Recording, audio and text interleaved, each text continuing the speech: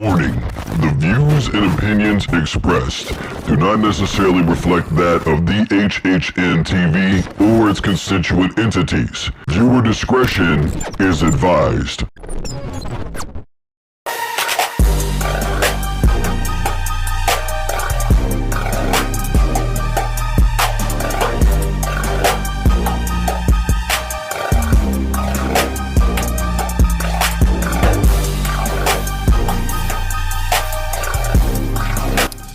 Everybody, I'm Drew Duncan. We are live. Facebook, Twitter, and Instagram is all at Drew Duncan Radio. And wherever you're listening to podcasts, take a device, play Drew Duncan, Underground Sports. Wherever you're listening, I am there. I'm on all podcasts. I'm on YouTube. I'm anywhere and everywhere that you can find me. I'm not a needle in a haystack. Guys, plenty to get to today. We're going to be talking about Shedeur and Fowler, that whole situation. We're going to be talking about John Jones. Looks like he's finally going to be defending against Miocic. Obviously, we're going to be talking about O'Malley, Marab. We're going to be talking about Falcons and Eagles tonight, Titans, Jets from last night, Manning, the Texas Longhorns, Quinn Ewers. We're going to be talking about that situation as well. Caleb Williams, plenty to get to today. All right, so first thing is first, TikTok. I have said what I said about Deion Sanders. I have said what I've said about the Colorado Buffaloes. No, they are not an improved football team. No, there's no culture there. There's none whatsoever. I don't know if you guys understand what locker room culture is, but it is a huge ordeal. When he initially did the overhaul, I didn't have a problem with it, and I still don't. But he did it again this season. Over 40 transfers. Led the NCAA again. You can't have stability with that type of stuff going on. I don't care if you're going to tell me it's year 2 for Coach Prime. I'm not backing down on it. In year 2, he hasn't changed anything. And against Colorado State, they finally got the run game together a little bit, and they won that football game. Defensively, they played well. Which, speaking of, I said what I said about Shedeur and Braden Fowler. Braden Fowler, for those who don't know, has been running around talking about how he went to Colorado State because, well, he wanted to win a championship. He didn't go there for NIL money. How it's great for Colorado to do what they do, and it's amazing for Instagram, all the same BS that we heard a season ago, but we'll see what happens this weekend, yada, yada, yada. And Shedeur was like, okay, Broham, I'm not shaking your hand after this game. I don't give a damn. Why should he? Buddy was running smack, couldn't keep that same energy. It is what it is. I want y'all to keep that for Peyton Manning. Don't forget, he didn't want to shake anybody's hand. Was it at the Super Bowl? What about Tom Brady? He's been guilty of that. Keep that same energy for them too. That's just an easy thing to do. And two things can be true at once. Yeah, I decided that what Shedeur did wasn't wrong. Look, I don't hate Prime. I guess we've all forgot what actual journalism looks like. And you guys want everything to be you're either on this side or that side and there's nothing else to it. Well, I'm not like that. I hate to break it to everybody, but I'm not like that. Multiple things can be true. Colorado's still not going to win 10 games this season, even as bad as that Big 12 is, which we're going to be getting to that here in a little bit. They're not going to win a game in the CFP if they should happen to make it there. In fact, I don't think any team from the Big 12 will. And I don't have a problem with Shedeur not shaking old boy's hand. He bumped his gums all week long. And a lot of people want to do is point the finger at Deion. They want to point the finger at Shedeur. First of all, I guess we forgot that this is football. You know, Braden in the middle of the football game told Travis Hunter, "You're too small." Really? Right there in that situation, bro, that's when you decided to tell him? Look, if you're going to do it, you have to back it up. That's all there is to it. And he couldn't do that. And for those wondering, yes, I agree with Prime when he said, I wonder why it was sold out tonight. He knows why. We all know why. You don't want to admit to it, but it is the reality of the situation. It is about prime time. It is about Shedeur Sanders. It is about Travis Hunter. Anything that prime time does is going to be exacerbated. That's just the way that it is. Whether anybody likes it or not, that's the way that it is. The reality of the situation is without prime, Colorado and Colorado State doesn't matter, and that stadium is empty as fuck on Saturday night. They got beat in front of a record sellout crowd. I don't have a problem with Braden running his mouth. But if you can't back it up, you lose the football game, you don't play very good, you get dominated, then you tell Travis Hunter he's too small while you're losing. It is what it is. I would have said the same thing if the roles were reversed, but they weren't. Colorado won the game. And that's whether anybody likes it or not. They need to be still more consistent with the run. Should have been doing it at the end of that game. I'm going to say that. Run the clock. Keep everybody out of harm's way. Don't risk any unnecessary injuries. In the game, you won. You won the battle. You won the war. It's over. Many things can be true at once. And if you think I'm here to take sides, you're wrong. I'm saying what I think is right. That's all there is to that. Speaking of the Big 12, listen up, Kansas State fan. You're not going to, all over my comments in Instagram. Look, you can clown my age. It doesn't bother me at all. I hate to break it to everybody. I don't give a damn. I'm 40. I'm not old, but I'm not young anymore. I'm just 40. No big fucking deal. Here in a couple of months, I'm going to be 41. I don't care. It doesn't bother me. It means I've been around longer and I've seen more things than a good majority of other people. And for the ones that are, older than 20-something-year-old college students that are coming to me, you better know ball before you tell me I don't know ball. Literally right here. I don't know ball, bro. You're telling me that Tulane consistently turns out top 25 football teams, but I don't know ball. Over 15 losing seasons since the year 2000. They are currently at 1-2. They lost by double digits to OU. OU kind of slacked off in that game. Let's keep it a buck. Weren't they up 21-0 in that game? And then they got lazy and started looking forward to next weekend. And that rambunctious schedule that they've got to face. That was exactly what happened. Kansas State barely beat Tulane. Their only win for Tulane is over Southeast Louisiana. Stop it. I'm going to need you to stop it. How the Big 12 is considered a power conference still is beyond me. They are pulling teams for wherever they can, the same way that the Pac is right now. Teams that they deemed for the most part not good enough before, when they got desperate, were suddenly good enough.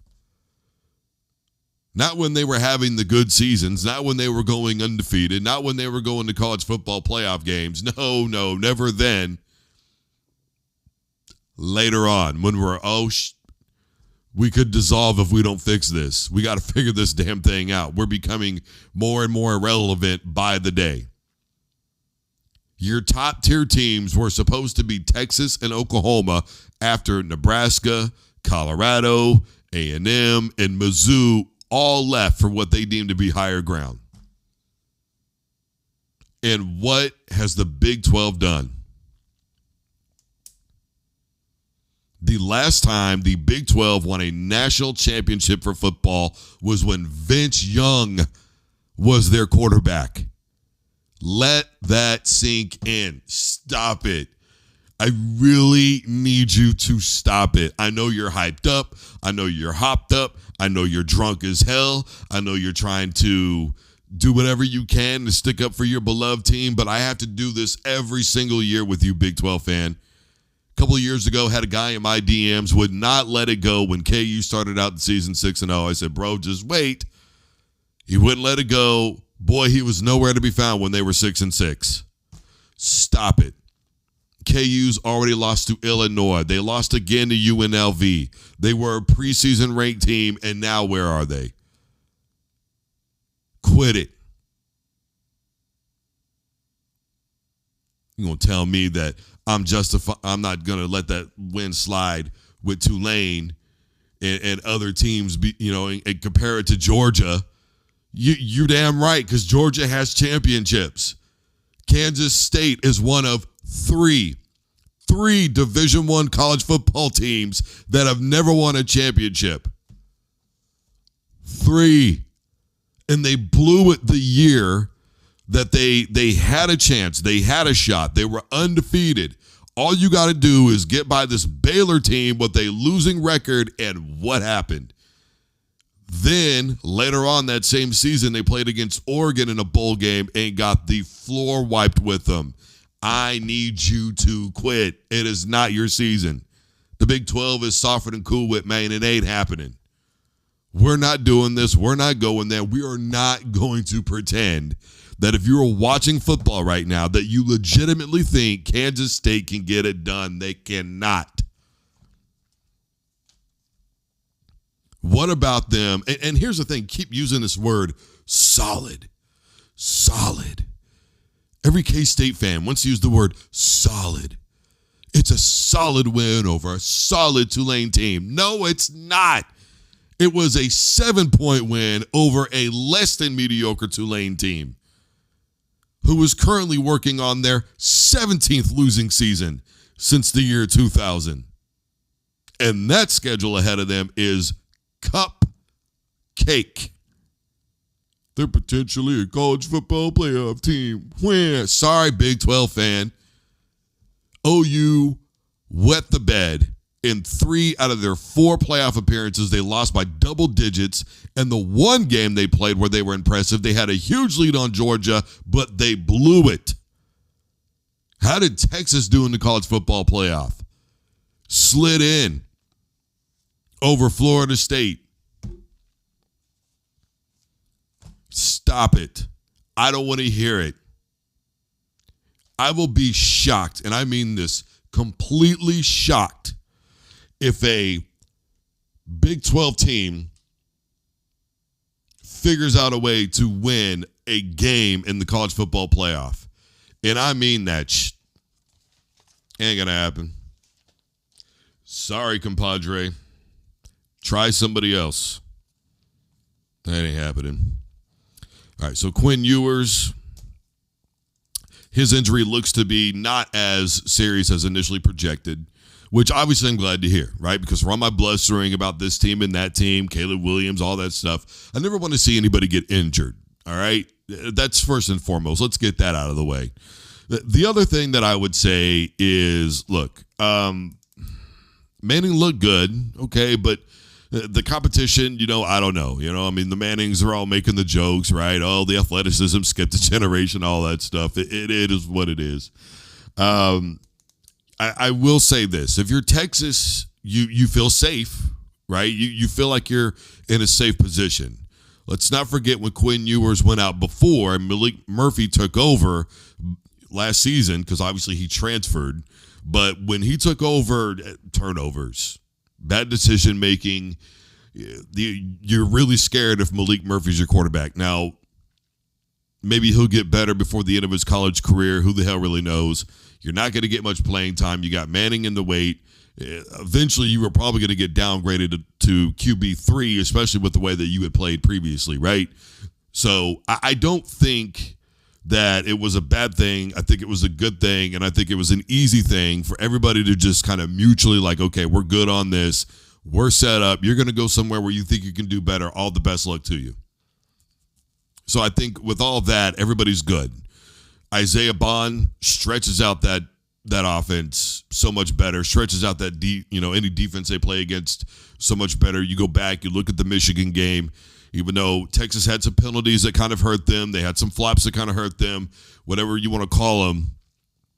The reality is that you feel better knowing that if Ewers goes down, you've got an experienced wide receiver in Isaiah Bond. Obviously, the running back in the beginning of the year, but he's talking about him. Didn't get to play much last season. Gets hurt again this year. I feel bad for the kid, but still running back position so far has not been bad for you. But the problem is, though, is you have a rambunctious schedule that is coming up. I mean, you want to talk about a schedule that is not user-friendly at all. That is exactly what Texas has in front of them. And Quinn Ewers is very injury prone, and it's one of the things that I talked about with him not going to the NFL. He can say that he wants to come back and win a championship and all that, and that's great. I'm not saying no to that. What I am saying is I think potentially there was some word out like, hey, look, man, they're kind of worried about you being injury prone. Maybe you go back and you figure things out. Now, the key here is that for the most part, Ewers is safe for the football. For the most part, he's a smart decision maker. He's got the experience. Maybe the CFP did leave a bad taste in his mouth, but in case you are wondering, you've got Louisiana Monroe, you got Mississippi State, then you got Oklahoma, Georgia, Vanderbilt, Florida, Arkansas, Kentucky. They gave Georgia all they wanted, and then you end the season with Texas A&M. It's not going to get really easy from here. It's just not. And by the way, Colorado fan, in case you're still pissed off at me, just remember that Texas beat Colorado State 52-0, which really boggled my mind why that Braden Fowler kid was talking at all. Like, dude, you can't lose like that and then start running your mouth. All right. Is what it is. Look, here's the bottom line. You sit Quinn Ewers out. You let Manning do his thing. You don't risk anything because at the end of the day, Ewers is still your starting QB. And then you wait for your real schedule to happen. And then you bring, Ewers back if he's healthy. I mean, to me, that's what you got to do. You have enough experience on that team, a lot of returning juniors and seniors. Isaiah Bond seems to blend in perfectly with that offense. You're not having any problems with it. Sark is in a mode right now. He is dialed in as a coach. I don't want to say Texas is back because last year was last year. This season, they look great. Don't get me wrong, but you still have that schedule in front of you. Now, we'll see what happens against Georgia. They win that football game. I'm willing to say Texas is back with Coach Sark. Right now, I'm not willing to go there. But at least you're comfortable knowing that you've got Manning back there. And I think that's the upside. And I don't think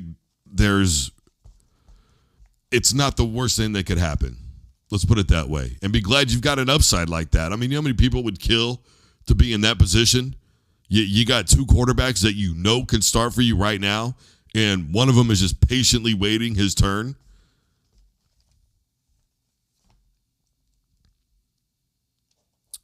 Real quick here, Caleb Williams, man. So I don't know if anybody watched Houston and Chicago last night. Look, I've been saying really since Caleb was at OU that I'm just not the biggest believer. I'm not the biggest fan. I just don't think he's an NFL caliber quarterback. I'm just going to keep it a buck. I've tried to tiptoe around this as much as I can. I've tried to be nice about it as much as I can. I'm tired of being called crazy. I'm tired of being told I don't know ball. This dude has, 300 yards, somewhere in that neighborhood in 2 football games. Last week, he didn't even throw for 100. Granted, he had some drop passes, one of them in the end zone. Same thing with the game last night, but the turnovers were very real. And they were horrible turnovers directly into coverage. Buddy still hasn't thrown a touchdown pass yet, but he does have 2 interceptions. He's had time to throw back there. You've got DJ Moore. You need to stop. especially Chicago fan, if you're looking at Justin Fields right now, you're watching Pittsburgh go 2-0, and Chicago can't move the football past the 50 half the time. They are surviving off of defense and special teams, which is great. I've said a million times, more than just the quarterback plays football. And there are teams out there where the quarterback is not the guy, i.e. the 49ers. Which, by the way, 49er fan, look, my point is simply this. Caleb is like a lot of quarterbacks that I have been talking about over the last probably 3 or 4 years. There are a lot of QBs that are phenomenal athletes. They are. But because you are a phenomenal athlete who can make some throws here and there, that does not mean that you are an NFL caliber quarterback. They went and they got more pieces to the puzzle in Chicago to put around him. They added to the defense. They added to the offense.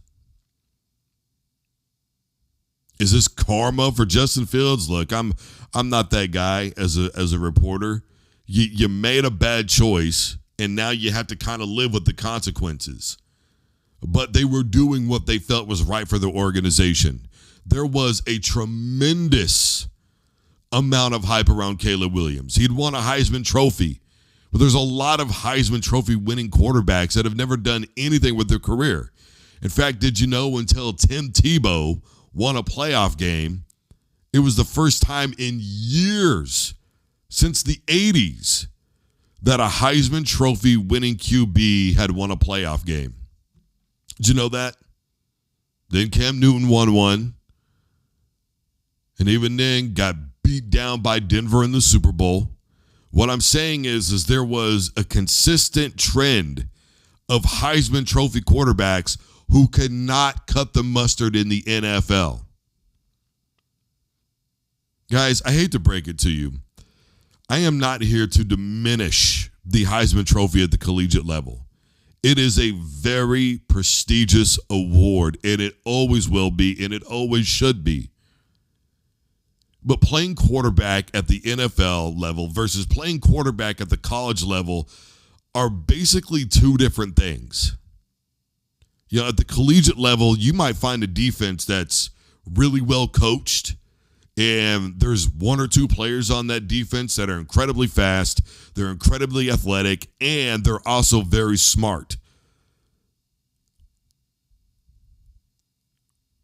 In the NFL, it's pretty much everybody. And at the bare minimum at the NFL, everybody is fast and everybody is physical. You saw what the Texans were doing all night long. They were jawing with Caleb, begging him, come on, let's see what you got, Broham. Not much.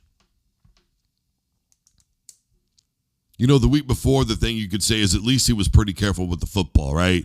This week, he got careless, started taking way too many chances, and it bit him in the ass.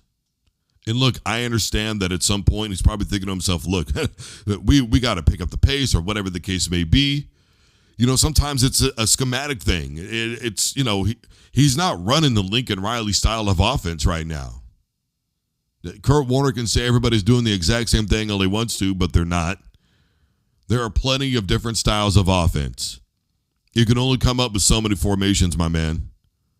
I mean, seriously. The point of what I'm saying here is Caleb's not ready. He should have at least sat out for a season. Should have let him get acclimated. You threw him to the wolves. If you really believed he was the guy, then you should have waited. You put Caleb Williams in a no-win situation. And this is the thing that I've been talking about. If I were Caleb Williams and I knew what I had in front of me, I wouldn't have gone to the Chicago Bears. I would have absolutely, and I mean this, absolutely demanded to go somewhere else. to a team that is almost ready-made. It can happen. John Elway did it. He didn't trust the Baltimore Colts organization. He thought he was being lied to about the team moving. He thought he was being messed with. He didn't like it. He didn't trust anybody. He wasn't with the coaching. He didn't want to go there. Folks, their career is in their hands, and nothing says that you have to go to the team that takes you. And I've been saying this for years. That is the responsibility of the organization to go, hey, we're going to take care of you.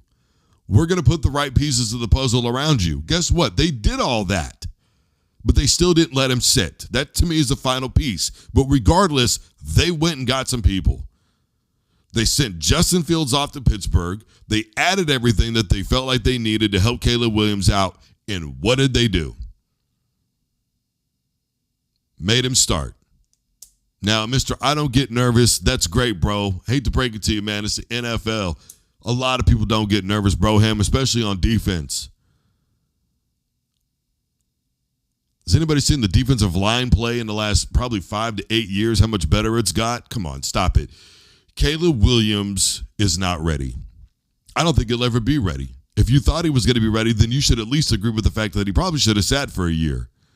But at the end of the day, he was not an NFL quarterback. It's just not there. He's not him.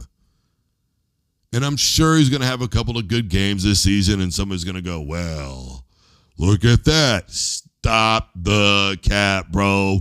He's in the NFL. Of course, he's going to have a couple of good seasons. I'm not saying he's a terrible quarterback.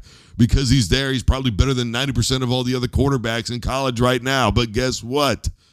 90% of them are going to fail too. The NFL ain't for everybody. There's only 32 teams. It's a 53-man roster. Not everybody cuts the mustard in the NFL, and that's okay. It really is. But regardless of that, overall, Houston, they're certainly not the same team to me that they were a season ago. They've started out 2-0, slid by Indianapolis, slid by Chicago, could have played a little bit better. I think they're relying way too much on the passing game. Need to find some more balance with the run game in certain situations. Of course, you know, they've had the football a lot more, and they're running the football pretty well, but, you know, the balance is hit and miss. You know, when you look at the numbers, you'll go, well, come on, go back and take a look. It's like throw it 10 times in a row and then run it 5 times in a row. It's kind of bizarre, but and that's a little bit of a stretch, obviously, but that's kind of how they're playing right now. I want to see some truly mixing it up. You know, that's what I would like to see from Houston, but it is what it is. Caleb's not ready. He's not going to be an NFL quarterback. It's done. Finito. Forget about it. He's going to wash out. Ask the Cleveland Browns. The Cleveland Brown fans should know exactly what this looked like. Seriously. All right, really quick here. UFC, the Sphere. The Sphere looked cool. I'm not going to lie. It was kind of bizarre. Did anybody else feel like maybe the audience was superimposed? I got that feeling a little bit, but, you know, it is what it is. So, look, it was a card that if you know MMA, and obviously Austin Ford will be on to talk about this on Friday, our MMA insider, but it was a card that if you know MMA, it wasn't the most exciting looking card on paper. The Shevchenko fight was everything that I expected it to be. Hell of a fight. Shevchenko won. I figured she would. It is what it is. In terms of the O'Malley fight, you know, I don't know if that moment was just too big for O'Malley. I don't know if he was starstruck by what the hell was going on. You know, Dana White said that he came out flat. He didn't look good. You know, I mean, less than 10 punches in a round, just not fighting an O'Malley fight. And I had him winning, by the way. But the other thing I did say, though, was to me, he's got 2 rounds. And if he doesn't put him away after 2, the longest this fight goes, or the longer this fight goes, I should say, the more it favored Merab, and it absolutely did. Look, I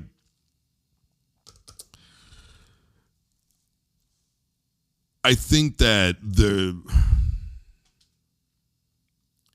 I think a lot of people are just going to be overly impressed by that sphere. I don't know this was the main event that you want for it. Sean O'Malley, personality-wise, is made for that. One of the things, though, that I questioned was what's going to happen with this thing. People are going to get starstruck. Is it going to be too big of a moment? It happens all the time.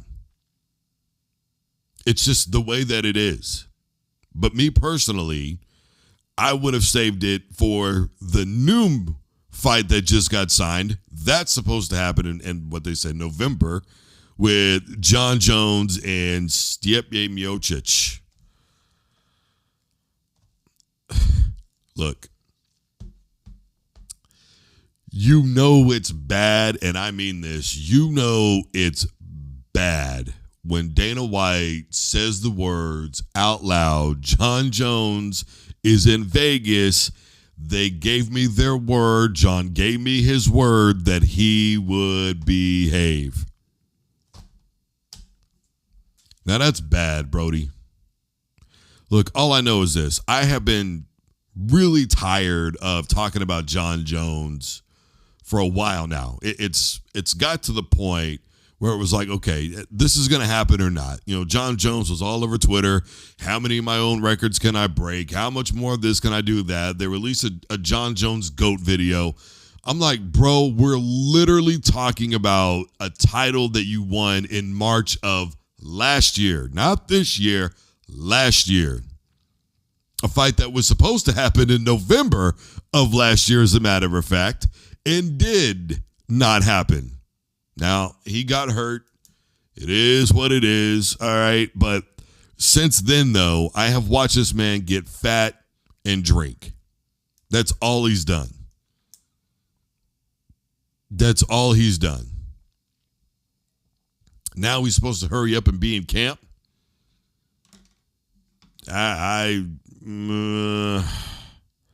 Look, man, I don't know, man. I'm having a really, really hard time with this. By the way, officially that fight is Saturday, November the 16th, is that fight. The only thing that I could think of is if I'm Dana White, I scheduled that thing the way that I did because we're literally talking about exactly 2 months. 2 months to get everything ready. If you're a trainer, and I can't wait to ask Austin Ford about this, but to me, if you are a trainer, you are either really excited that fight is really close because you need John Jones to hurry up, get focused, get in the gym, and get right, or you are really scared because you have seen John Jones do all the things that he has, and then it's just been like, I've only got 2 months to get this guy prepped and ready. It's kind of like the Tommy Morrison thing. I mean, does anybody remember that? When they gave him what they hoped would be a BS fight just to keep him focused, to keep him in the gym and try to keep him from partying. And it ended up not working out. But at this point, you have to do something because it's to a place now where if John Jones is holding on to this championship and it's been a year and a half, and you've literally had a title defense of an interim belt since then, think about this now. You've had an interim belt won and defended. Now, I'm not a genius. Most of you will tell me that, and that's fine. I don't really give a damn. But I will say this. The reality is that should be embarrassing for the UFC.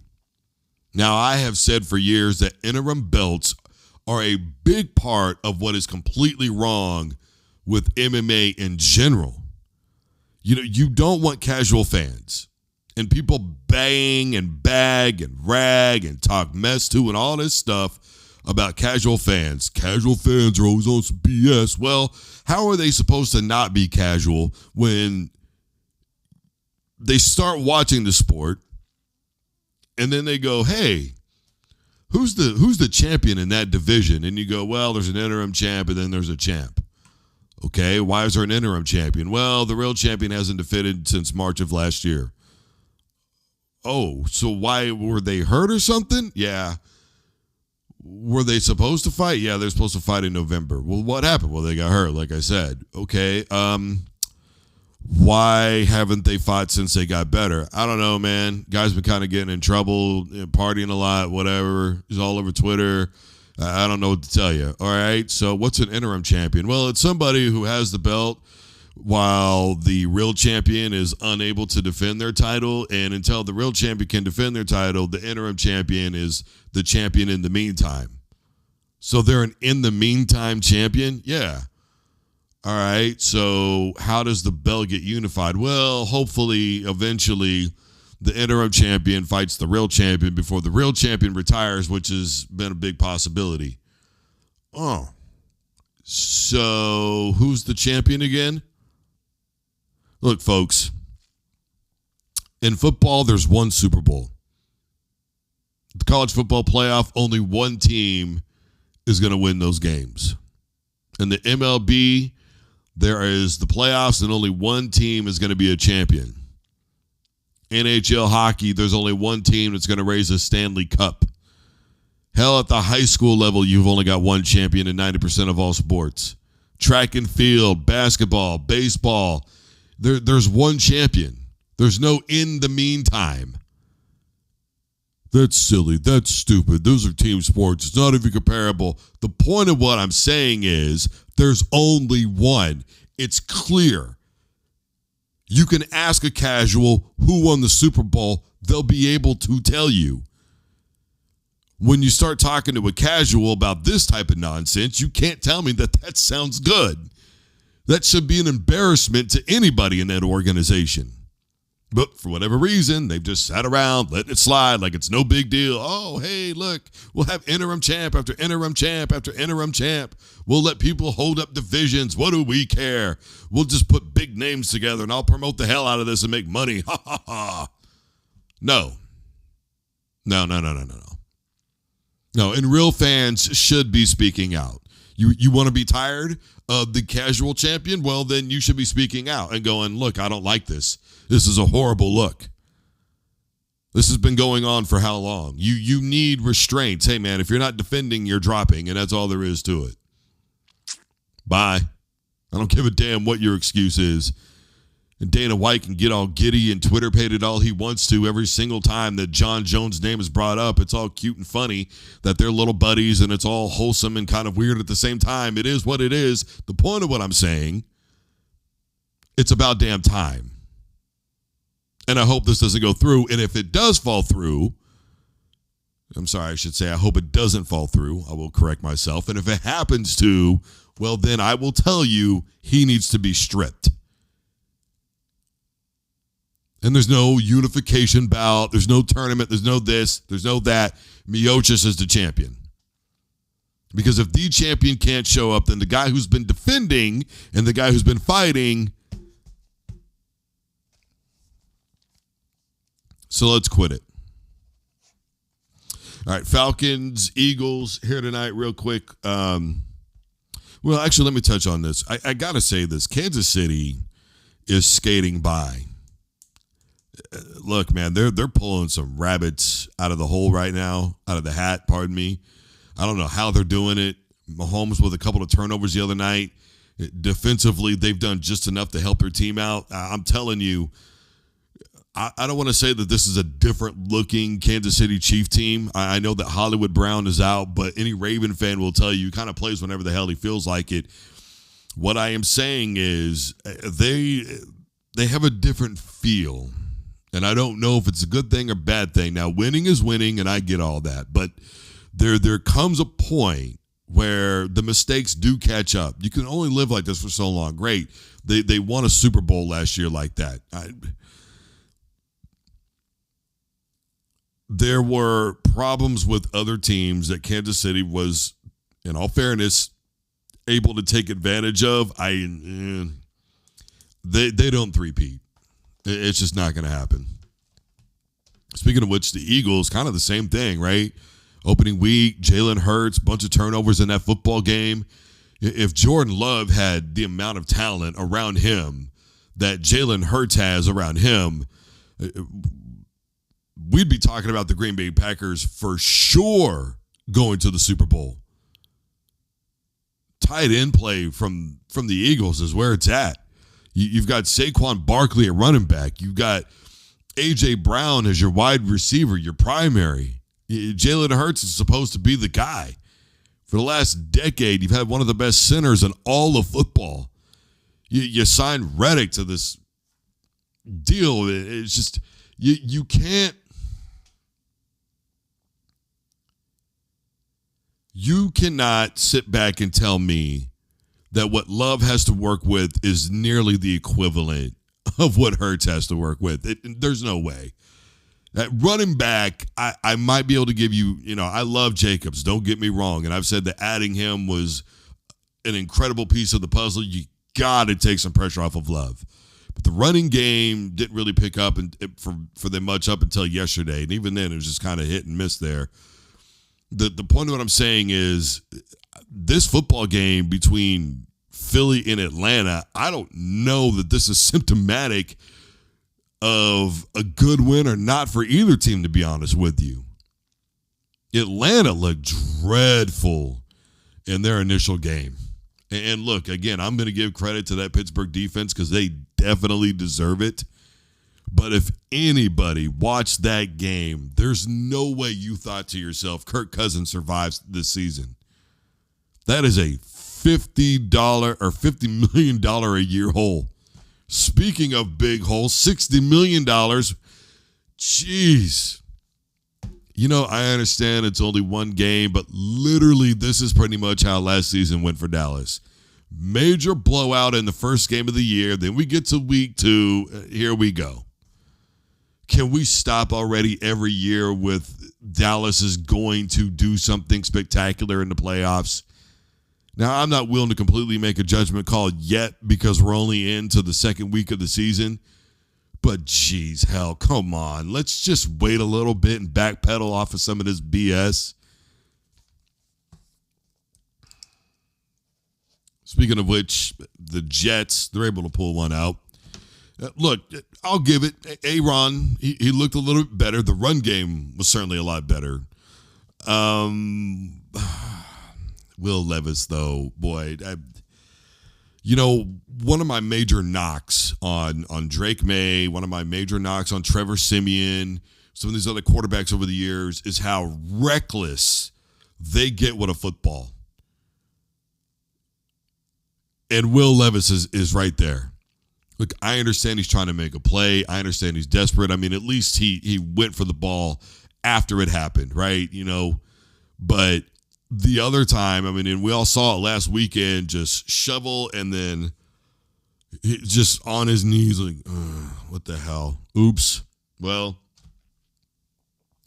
what are you going to do, amigo, other than, I guess, try to get better? I mean, anybody, you didn't need a translator to read the lips of what old boy said when he saw Will Levis do that. Hey, that was pretty cut and dry. And for those listening on the podcast, if you've seen the video, you know exactly what I just mouthed. That didn't sound right. Lip synced. I don't know if that sounded much better. All right, guys, I am Drew Duncan. Facebook, Twitter, and Instagram is all at Drew Duncan Radio. I'm wherever you're listening to podcasts. Taking advice to play Underground Sports by Drew Duncan. Starting on Tuesdays, our new football insider is going to be joining us. We haven't got a name for her yet, so I don't want to tell anybody. I'm just saying. Do not forget that obviously on Friday, our MMA insider, Austin Ford, is going to be on to talk all things MMA, obviously including what we just saw in the Sphere, John Jones, that whole breakdown. That is going to be a huge part of it. Guys, your local programming is next. Don't you dare touch that dial.